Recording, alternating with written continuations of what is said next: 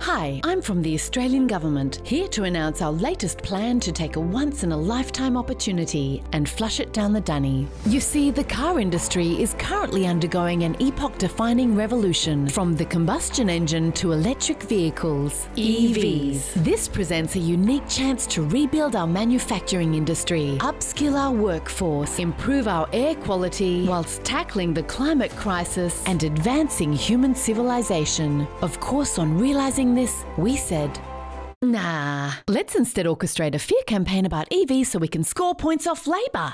Remember how we told you their EV policy would end the weekend because EVs can't tow your boat? Well, here's an EV towing a boat. And here's one beating a race car whilst towing another car. Here's one towing a train. And here's another one towing a fucking jetliner. But hey, our bullshit helped us win the last election. And that's why we're now ready to unveil our own EV policy. Introducing the Future Fuels Strategy, or FFS for short. And no, that's not satire. It's what we really called it. Checkmate, honest government ads shitheads. Does our EV policy include incentives to help you afford an EV? No, that would make us like governments that actually encourage EVs, like Norway, which exempts them from paying taxes, road tolls and parking fees. That's why EVs now make up 75% of new car sales there. And other countries with EV incentives are catching up. In Australia, we haven't even reached 1%. A bit like our vaccine rollout. FFS. Does it recommend electrifying our government fleet, like the US government just committed to, and which would kickstart a second-hand market of more affordable EVs? Yes. Are we going to do it? Nah. FFS. Does it set a target to phase out sales of new petrol and diesel cars like other countries have by 2030? 35?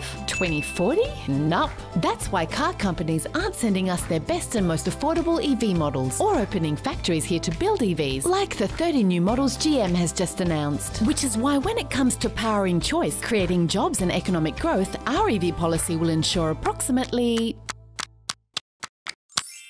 fuck all. There are many more reasons why we should be supporting EVs that strengthen our national security by making us less dependent on foreign oil, that save us shit tons in health costs to treat illnesses linked to car exhaust fumes, such as dementia and mental illness in kids. They're even linked to lower IQ, which might explain why you keep re-electing us. And of course, they're key to tackling the climate crisis, since transport is the third biggest source of emissions in Australia, most of it from cars. But why do all that when instead we can prolong our dependence on oil, make us the dumping ground for the world's dirtiest, least efficient cars, make your kids sicker and dumber, and make us the world's biggest fucking losers by failing to embrace a new technology? FFS. The best part of our total lack of leadership on EVs is that it allows other dickheads to come up with dumbass policies. Hello, I'm from the Victorian Government, where we're about to introduce a tax on EVs. Yep, while the rest of the world is scrambling to help people afford their first EV, we're slapping another $5,000 onto their lifetime cost. We're saying we need this tax to pay for roads, since EV drivers won't pay tax on petrol. To which you might say, hey, that's like taxing ex-smokers for no longer paying tax on tobacco. You might also say, the fuel excise hasn't directly funded roads since 1959, and besides, it's a federal tax. To which we say, correct. This is just a grubby cash grab. That's what's most important. And that's what must be done.